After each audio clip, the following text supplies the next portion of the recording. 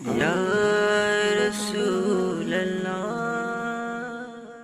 আসসালামু আলাইকুম ওরহমতুল্লাহ। সবাইকে আজকের ভিডিওতে স্বাগতম। আজকের ভিডিওতে আপনাদের সাথে গুরুত্বপূর্ণ একটি দোয়া বা আমল নিয়ে আলোচনা করব। সন্তান লাভের জন্য জাকারিয়া আলাইহিসসালাম যে দোয়া করেছিলেন।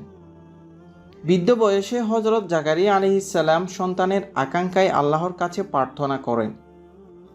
তার স্ত্রীকে বার্ধক্যে গর্ভধারণের উপযোগী করে দেওয়ার আহ্বান জানান।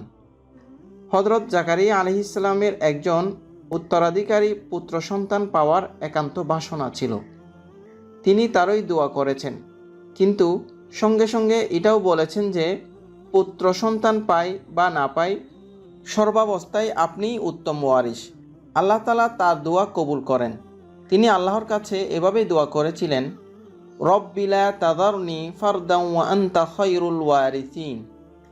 রব্বি লা তাযারনি ফারদান ওয়া আনতা খায়রুল ওয়ারিসিন। অর্থ, হে আমার পালনকর্তা, আমাকে একা রেখো না, তুমিই তো উত্তম ওয়ারিস।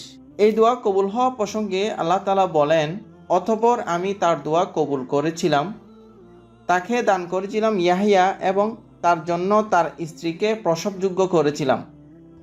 আয়াতের অন্য অর্থ হচ্ছে, ওয়ারিস বানানোর মালিক তো আপনিই তো দিতে পারেন। আপনার দিন কখনো ধ্বংস হবে না, কিন্তু আমার ইচ্ছা আমার বংশ এ ফজিলত থেকে বঞ্চিত না হোক।